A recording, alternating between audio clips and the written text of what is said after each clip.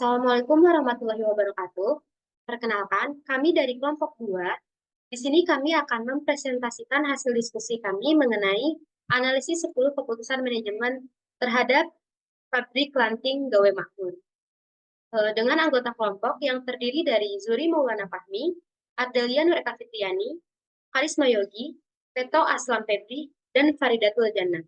Analisis kelompok kami yaitu usaha mikro, kecil, dan menengah atau UMKM dalam makmur merupakan salah satu UMKM yang bergerak dalam bidang pembuatan lanting. Usaha ini didirikan oleh Bapak Sarwan sejak tahun 2001 yang beralamat di Desa Patuk Gawe Mulya RT 1 RW 03, Kecamatan Mirit, Kabupaten Kebumen. Bapak Sarwan memiliki istri, Ibu Khotimah. Sebelumnya sudah memulai usaha dengan membuka toko kelontong sebelum terjun ke dunia bisnis penjualan produk lanting. Keuntungan yang didapat sebelumnya sedikit demi sedikit ditabung dan diberikan kepada beberapa peralatan untuk membuat produk berupa lanting dengan kualitas yang tinggi dan baik. Dari 10 keputusan manajemen operasi strategis, yang pertama ada desain barang dan jasa. Di sini kami menggunakan metode analisis quality function deployment atau biasa disebut dengan QFD. Salah satu alat QFD adalah rumah kualitas, sebuah teknik grafis untuk mendefinisikan hubungan antara keinginan pelanggan dan produk atau jasa. Hanya dengan mendefinisikan hubungan ini dengan jelas, manajer dapat merancang produk dan proses dengan fitur-fitur yang diinginkan oleh pelanggan. Nah, untuk membangun rumah kualitas ini, terdapat beberapa langkah, yaitu yang pertama, mengidentifikasi keinginan konsumen. Apa yang diinginkan oleh konsumen dalam produk ini? Nah, keinginan tersebut ditunjukkan di sisi kiri rumah kualitas ini. Keinginannya yaitu konsumen ingin produk lanting yang rasanya enak dan gurih, harga murah, renyah, daya simpan awet, kemasan menarik, dan juga aman. Di sini juga sekaligus diberi peringkat kepentingan konsumen. Seperti pada gambar ini bahwa angka 6 itu adalah peringkat kepentingan tertinggi, sehingga pembeli ingin lanting dengan kemasan yang menarik. Yang kedua ada daya simpan awet, yang ketiga rasanya enak dan gurih, yang keempat harganya murah, yang kelima renyah, dan yang keenam itu aman. Yang kedua, mengidentifikasi bagaimana barang atau jasa akan memuaskan keinginan pelanggan, yaitu terdapat persyaratan teknis agar organisasi dapat menerjemahkan keinginan pelanggan. Yaitu di sini terdapat formulasi bahan baku dan bumbu berkualitas, pemilihan bahan baku ekonomis, volume lanting per kemasan, suhu penggorengan, lama penggorengan, jenis singkong, kadar air, kualitas minyak, desain gambar kemasan, dan juga bentuk kemasan. Nah, langkah yang ketiga yaitu mengidentifikasi hubungan antara keinginan konsumen dengan cara kita memenuhinya. Hubungan yang kuat disimbolkan dengan bulatan merah, hubungan yang sedang disimbolkan dengan bulatan yang hijau, dan hubungan yang rendah disimbolkan dengan segitiga yang biru. Nah, di sini kita dapat lihat bahwa rasa enak dan gurih ini berhubungan kuat dengan formulasi bahan baku dan bumbu yang berkualitas, berhubungan sedang dengan jenis singkong, dan berhubungan rendah dengan kualitas minyak. Begitu juga dengan harga murah. Harga murah berhubungan kuat dengan pemilihan bahan baku yang ekonomis, berhubungan sedang dengan volume lanting per kemasan, dan berhubungan rendah dengan bentuk kemasan. Itu juga seterusnya. Yang keempat yaitu mengidentifikasi seberapa kuat hubungan antar persyaratan teknis. Nah, dengan demikian akan diketahui seberapa kuat pengaruh suatu persyaratan teknis terhadap persyaratan teknis lainnya. Dapat dilihat bahwa terdapat hubungan yang kuat antara formulasi bahan baku dan bumbu yang berkualitas dengan pemilihan bahan baku ekonomis.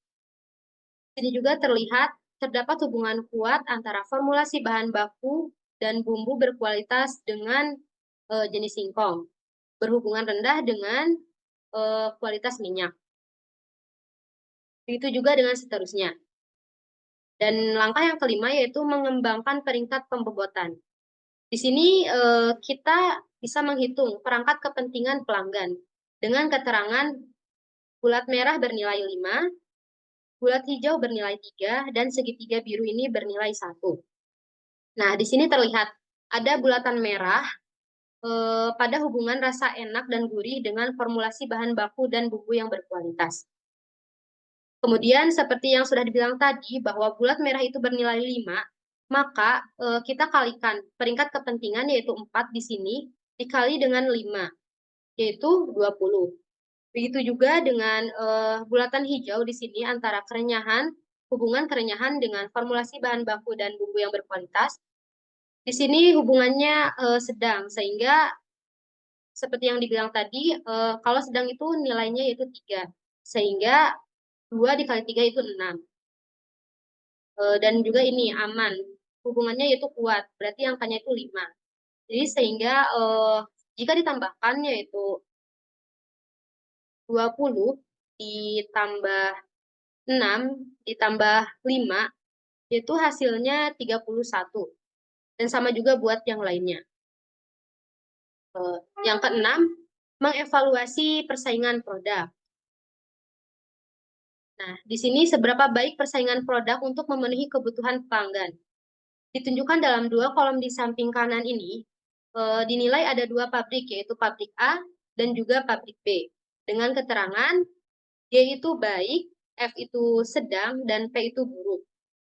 Nah, terlihat pada tabel bahwa pabrik A ini eh, memiliki rasa yang sedang.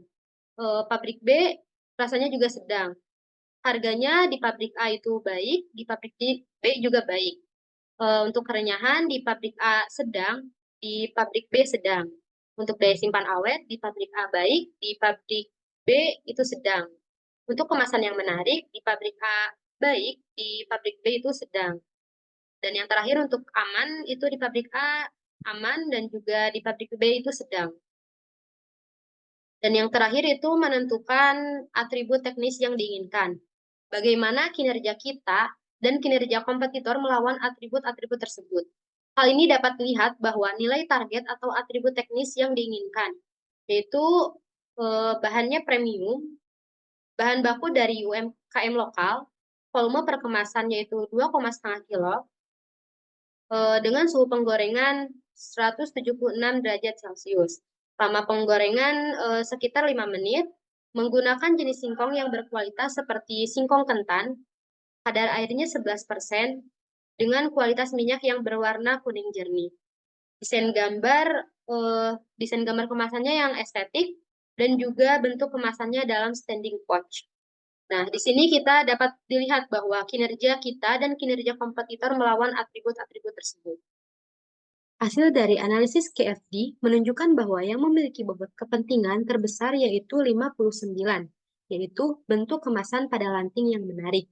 Hal ini memiliki dampak yang signifikan terhadap kepuasan dan kepentingan pelanggan. Baik, untuk selanjutnya adalah manajemen kualitas, di mana perusahaan pabrik Joya Makmur itu menggunakan metode analisis sistem pengendalian kualitas pada metode pemeriksaan proses atau proses inspection yang meliputi bahan baku, mesin, teknologi, alat, metode kerja, lingkungan, dan metode pemasaran. Karena metode ini dapat digunakan untuk memastikan bahwa produk atau layanan yang dihasilkan memenuhi standar kualitas yang telah ditetapkan. Selanjutnya ada desain proses dan kapasitas. Untuk metode analisis desain proses itu fokus pada produk, di mana metode ini digunakan untuk pendekatan dalam manajemen operasi yang menempatkan penekanan utama pada efisiensi dan kualitas produksi untuk menghasilkan produk dengan kualitas yang tinggi dan biaya yang cocok untuk memenuhi kebutuhan pelanggan. Nah, untuk metode kapasitas itu kami menggunakan metode analisis efektif capacity, yaitu efektif kapasitas ini dapat mengukur sejauh mana kapasitas yang telah tersedia dan dimanfaatkan untuk menghasilkan barang atau layanan yang berkualitas tinggi dengan faktor mesin dan peralatan serta jadwal produksi yang efisien. Baiklah, sekarang kita memasuki faktor rating method, yang mana letak lokasi pabrik yang berada di Jalan Adri di dalam desa Patok Gaweng Mulyo, Kecamatan Mirit, Kabupaten Kebumen, Jawa Tengah. Bahwasannya, pemilik pabrik menyatakan bahwasannya lokasi pabrik sangatlah mudah dalam mendapatkan tenaga kerja dari warga desa, sehingga jumlah tenaga kerja yang didapat setiap harinya sangat banyak. Walaupun dengan mudahnya mendapatkan tenaga kerja, tetapi juga ada beberapa pengecualian, yaitu saat musim panen tiba. Di saat musim panen tiba, para tenaga kerja fokus terhadap hasil panen sawah mereka masing-masing. Maka dari itu, tenaga kerja yang didapat semakin sulit dan jumlah tenaga kerja berkurang ketika musim panen tiba. Dan di lokasi ini juga memiliki saingan yang sangat ketat, yaitu jumlah pabrik saing yang mencapai 25 pabrik kerupuk ranting.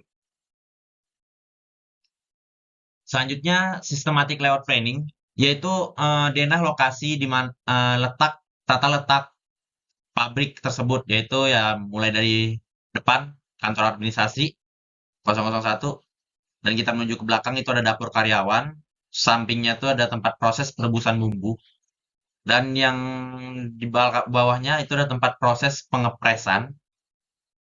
Nanti di samping pengepresan di situ ada tempat proses peracikan bumbu. Terus di seberangnya itu ada tempat proses penggilingan, dan nanti setelah penggilingan itu nanti kita memasuki tempat proses penjemuran tahap pertama. Dan yang ke-8 di situ ada gudang penyimpanan untuk barang-barang yang sudah selesai produksi. Dan yang ke-9 itu ada ruang penggorengan. Yang 10 itu ada tempat penjemuran tahap kedua. Dan yang untuk kendaraan operasional kami di pabrik tersebut juga memiliki truk operasional, ada 2, dan satu lagi mobil pickup. Selanjutnya, yang keenam ada sumber daya manusia dan desain pekerjaan.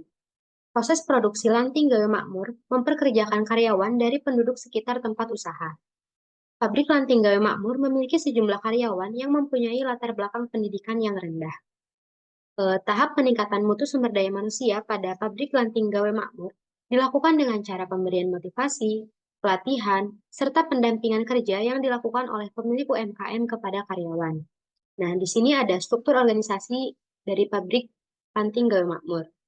Yang pertama ada pemilik dan pemimpin, yaitu ada Ibu Siti Hotimah, yang bertugas mengarahkan karyawan, mengawasi karyawan, dan bertugas untuk mengambil kerja serta memastikan sesuatu yang harus dikerjakan. Kemudian ada bagian produksi, di mana tugasnya yaitu mengurusi pembuatan produk, bertanggung jawab terhadap makanan yang dipesan konsumen, dan menjaga kebersihan produk dalam proses produksi. Yang ketiga ada bagian keuangan, yaitu bertugas mengurusi masalah penggajian dan mencatat keluar masuknya kas. Yang terakhir ada bagian pemasaran, yaitu bertugas mempromosikan dan melakukan pengiriman barang, menjawab komplain dari pelanggan, serta mempersiapkan pengiriman barang jadi ke pemesan. Nah, dalam sumber daya manusia dan desain pekerjaan ini, kami menggunakan metode analisis proses chart atau bagan proses. Dalam bagan ini, terdapat deskripsi proses yang dilakukan, ada jarak yang ditempuh, dan juga ada waktu pengerjaan. Nah, di sini ada makna lambangnya. Bisa kita lihat, bulat ini berarti terjadinya pengoperasian. Kemudian ada tanda panah, ini berarti transportasi, yaitu adanya pemindahan. Persegi ini, itu berarti adanya pemeriksaan. Kemudian yang seperti huruf D ini, yaitu penundaan. Dan segitiga ini berarti yaitu tempat penyimpanan. Nah, di sini bisa kita lihat, dimulai dari lambang segitiga, yang berarti tempat penyimpanan bahan baku singkong. Kemudian melewati lambang panah berwarna, yang berarti adanya pemindahan. Pemindahan tempat, yaitu dari tempat penyimpanan bahan baku singkong ke tempat pengupasan singkong. Nah, ada jaraknya. Jaraknya itu berarti 7 kaki dengan waktu pengerjaan 10 menit. Kemudian sampai bawah juga sama, dilanjutkan pemindahan ke tempat pencucian. Nah, ini dipindahin ke tempat pencucian yang dilambangkan dengan tanda panah berwarna dengan jarak 3 kaki dengan waktu pengerjaan 10 menit. Dilanjutkan, pindah ke mesin tempat pemarutan. Nah, dengan jarak 3 kaki dan waktu pengerjaannya 5 menit. Pindah ke mesin press dengan jarak 2 kaki dan waktu pengerjaan 5 menit. Kemudian dilanjut dengan pindah ke tempat pencampuran bahan baku singkong dengan bumbu dengan jarak 8 kaki dan waktu pengerjaannya itu 8 menit. Dilanjutkan pindah ke tempat pengukusan. Nah, habis dicampurin berarti langsung dikukus. Dengan jarak 3 kaki dan waktu pengerjaannya itu waktu pengukusannya 20 menit. kemudian pindah ke tempat pentirisan. Habis dikukus, setelah dikukus yaitu ditiriskan agar tidak terlalu panas. Dengan jarak 2 kaki dan waktu pentirisannya itu 15 menit. Kemudian pindah ke mesin tempat penggilingan dengan jarak 3 kaki dan waktu pengerjaannya 10 menit. Kemudian pindah ke tempat penjemuran dengan jarak 8 kaki dan waktu penjemuran itu 2.800 menit. Kemudian pindah ke tempat pembentukan. Nah, habis dijemur baru dibentuk lanting itu dengan jarak 10 kaki dan waktu pembentukannya itu sekitar 120 menit. Kemudian pindah ke tempat penggorengan dengan jarak 8 kaki dan waktu penggorengannya yaitu 8 menit. Kemudian pindah ke tempat pengemasan. Habis digoreng yaitu langsung dikemas. Eh, Jaraknya yaitu sekitar 6 kaki dan waktu pengemasannya yaitu sekitar 5 menit. Kemudian yang terakhir yaitu eh, pindah ke tempat penyimpanan. Dan yang terakhir ini kan terakhir itu disimpan, berarti otomatis kembali ke lambang yang segitiga ini, yaitu tempat penyimpanan ini. Itu jaraknya sekitar 4 kaki. Jadi total jarak dari awal sampai akhir itu berarti sekitar 67 kaki dan waktu pengerjaannya yaitu sekitar 3.016 menit. Rantai pasokan. Rantai pasokan pabrik Gawe Makmur berasal dari penjual pasar yang didapatkan dari petani. Penyimpanan persediaan stok pabrik Gawe Makmur tidak memiliki tempat khusus. Bahan utama dari pabrik Gawe Makmur adalah singkong. Singkong yang didapatkan dari dalam negeri. Berikut aliran rantai pasokan pabrik Gawe Makmur. Yang pertama berasal dari petani yang dibawa ke pasar, kemudian dialokasikan ke pabrik Gawe Makmur dan diproduksi di pabrik Gawe Makmur. Setelah selesai diproduksi menjadi kelanting, baru bisa dikonsumsi oleh konsumen. Kemudian persediaan. Persediaan di sini dibagi menjadi dua, yaitu investasi dan habis pakai. Persediaan investasi seperti mesin penggiling, mesin parut, mesin pengepresan, timbangan, pengaduk bumbu, wajan, serok, tungku, dandang, pisau, ember, dan gedung produksi. Untuk mesin diganti setiap 6 bulan sekali. Kemudian persediaan habis pakai. Untuk melakukan produksi, pabrik Gawe Makmur harus menyediakan 700 kg singkong per 3 hari. Pabrik Gawe Makmur mempunyai stok singkong 700 kg per 3 hari yang langsung diproduksi selama 3 hari.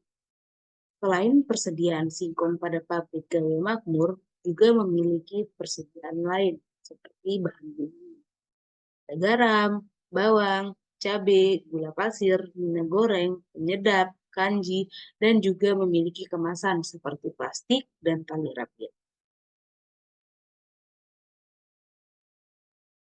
Untuk produksinya setiap 3 hari 1 kali. Berkaitan dengan jumlah persediaan dari setiap barang yang harus dimiliki. Pabrik Gawe Makmur melakukan pembelanjaan singkong dan bumbu setiap 3 hari 1 kali untuk memenuhi kebutuhan produksi pabrik. Saya Zuri Maulana Fahmi dengan NIM 492. Di sini saya akan menjelaskan terkait dengan penjadwalan. Di pabrik ini sebenarnya tidak ada jadwal tetap bagi para pekerja dalam melakukan pekerjaannya. Semua tergantung situasi dan kondisi pada hari tersebut. Para pekerja bisa saja masuk pada jam 4 pagi atau masuk pada jam 9 pagi. Semua ini dikarenakan produksi lanting ini memiliki musim tertentu dalam skala banyaknya produk yang harus diproduksi. Maka dari itu tidak ada jadwal pasti pekerjaan yang diterapkan pada perusahaan ini. Namun untuk jadwal proses mulai dari sebelum dan setelah produksi dapat dilihat melalui Gantt chart di samping ini. Data ini jika dimulai pada 15 Desember 2023. Yang pertama ada riset pasar dilakukan pertama selama kurang lebih 2 atau 3 hari. Yang selanjutnya itu ada desain produk yang dilakukan setelah dokumen disiapkan. Nah, jadi di awal itu ada riset pasar dan persiapan dokumen yang dilaksanakan secara bersamaan, yang mana nanti riset pasarnya selesai pada 2 hari dan persiapan dokumennya selesai pada hari ketiga. Pada hari ketiga ketika persiapan dokumen selesai, maka akan dilaksanakan desain produk yang akan dibuat nantinya. Ya, biasanya desain produk di pabrik lanting ini akan diselesaikan pada jangka waktu 2 hari. 2 hari ya. Selanjutnya setelah desain produknya selesai, maka ada analisis kebutuhan apa yang dibutuhkan untuk mencapai produk tersebut. Setelah analisis kebutuhannya selesai, maka yang selanjutnya akan dilaksanakan pembelian bahan baku seperti pembelian singkong, pembelian tepung, dan lain-lain. Selanjutnya, bersamaan dengan pembelian bahan baku, disiapkan juga tempat produksinya, disterilkan dan dibersihkan seperti biasanya. Selanjutnya setelah pembelian bahan baku selesai, persiapan tempat produksinya sudah selesai, maka akan dilakukan produksi yang berjalan selama 2 atau 3 hari. Tapi biasanya jika memproduksi lanting ini dibutuhkan waktu 3 hari. Nah, setelah diproduksi nanti lanting akan dievaluasi di bagian akhir gitu. Di bagian penjadwalan, ini menjadi salah satu kekurangan yang kami rasa dapat diperbaiki demi menjadikan karyawan dan pekerja dalam produksi lanting ini lebih efektif dan lebih efisien. Dengan membuat jadwal yang tetap bagi karyawan, kami melihat adanya peluang yang lebih besar terhadap pertumbuhan usaha ini. Dengan adanya jadwal yang tetap, karyawan akan dapat dengan bijak melakukan pekerjaannya dan tidak merasa kebingungan begitu. Selanjutnya ada pemeliharaan atau maintenance. Di poin ini, pabrik ini tidak memiliki terlalu banyak fasilitas mesin yang perlu dilakukan maintenance. Oleh karena itu, pemeliharaan di pabrik ini cukup sederhana dan saya rasa sangat simple. Yang pertama ada mesin penggilingan. Mesin penggilingan ini selalu dibersihkan dan disterilkan setiap hari setelah dipakai maupun sebelum dipakai. Juga dilakukan servis setiap 3 bulan sekali. Yang selanjutnya ada mesin pemarut dan mesin pres. Kedua mesin ini disterilkan setiap sebelum pekerjaan dimulai dan juga setelah setiap pekerjaan dimulai, sama dengan mesin penggilingan. Namun untuk mesin ini umumnya pihak perusahaan mengatakan akan diganti setiap 6 bulan sekali. Yang ketiga ada pengaduk adonan, dibersihkan setiap 2 hari sekali dan diganti setiap 2 bulan sekali. Mengapa diganti setiap 2 bulan sekali? Hal ini dikarenakan mesin pengaduk adonan ini merupakan mesin handmade atau bukan peralatan yang modern gitu. Jadi mesin ini dibuat sendiri, dirancang sendiri oleh pemilik perusahaan tersebut. Begitu. Yang selanjutnya ada steamer atau mesin kukus, yang mana ini dibersihkan setiap hari dan diganti setiap 1 tahun sekali. Yang kelima ada penggorengan, dibersihkan setiap hari dan menurut informasi hanya pernah diganti sebanyak 3 kali selama 20 tahun berjalannya pabrik ini. Nah, dari 2 poin tersebut, pertama di pemeliharaan, saran dari kelompok kami, sebisa mungkin perusahaan mengurangi biaya kerusakan gitu. Karena di sini dapat dilihat sangat sering dilakukan pergantian mesin tanpa melakukan pemeliharaan lebih lanjut gitu, sehingga mesinnya juga bisa bertahan lebih lama tanpa harus dilakukan pergantian mesin yang tentunya mengambil banyak biaya gitu. Berikut terdapat dokumentasi saat kami melakukan survei dan wawancara kepada pemilik UMKM Lanting Gawe Makmur. Sekian dari kelompok kami, kurang lebihnya mohon maaf. Terima kasih. Wassalamualaikum warahmatullahi wabarakatuh.